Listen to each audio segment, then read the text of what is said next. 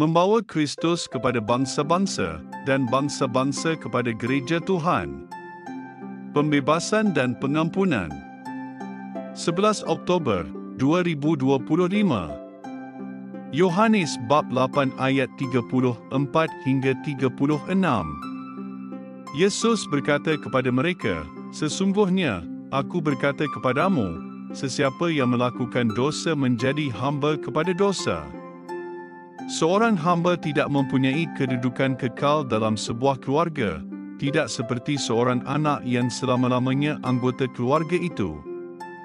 Dengan demikian, jika anak membebaskanmu, kamu akan bebas sepenuhnya. Tiada sesiapa yang boleh memberitahu saya apa yang perlu dilakukan." Orang ramai sering mengatakan begini sekarang. Manusia ingin kebebasan untuk berfikir, berkata dan melakukan apa sahaja mereka suka. Abad yang ke-20 dan ke-21 ini telah memberi kita tanggapan bahawa pemahaman kita yang semakin mendalam tentang dunia dan peningkatan wawasan terhadap cara manusia berfikir, berbicara dan bertindak akan menghasilkan cara hidup yang lebih hebat dan membebaskan. Namun begitu, walaupun terdapat banyak pencapaian dalam ilmu pengetahuan dan kemajuan teknologi, sebenarnya manusia tidak bebas. Malah, mereka berasa lebih terbelenggu berbanding dengan sebelumnya. Martin Luther pernah berkata bahawa dosa ialah keinginan manusia sendiri. Manusia yang mengangkat dirinya telah melupakan Tuhan, mengabai, mencabar dan menolak Tuhan. Dalam usahanya menjauhkan diri daripada Tuhan, dia menyangka akan memperoleh kebebasan. Apa yang diperoleh akhirnya ialah perhambaan. Jalan menuju kebebasan sejati perlu melalui salib, iaitu salib di mana Yesus Kristus mengorbankan nyawanya untuk dosa kita yang membelenggu kita.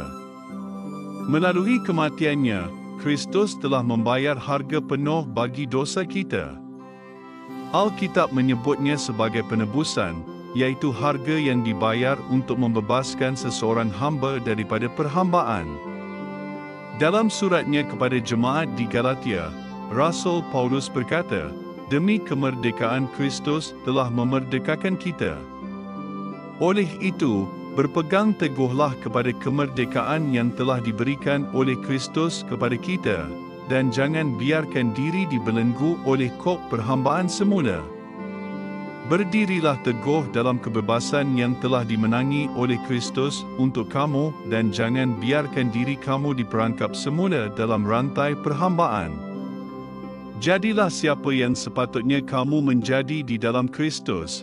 Jadilah diri kamu sendiri melalui kasih kurnia Tuhan di dalam Kristus Yesus. Juru Selamat menjemput kamu untuk menaruh kepercayaan kepadanya dan menerima pengampunannya, mungkin perkara terakhir yang kamu sangka kamu perlukan, dan mengikut jalannya, mungkin perkara terakhir yang kamu fikir kamu akan lakukan. Ramai orang telah salah faham tentang Kristus, tetapi sebenarnya, Yesus sahaja yang menawarkan kehidupan yang benar-benar bererti, iaitu kehidupan yang bebas daripada ketakutan dan bebas untuk berharap.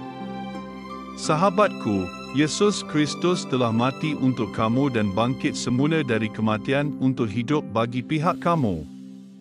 Terimalah pengampunan yang Dia tawarkan dan hiduplah untuk Yesus dalam kebebasan yang dimiliki oleh anak-anak Tuhan.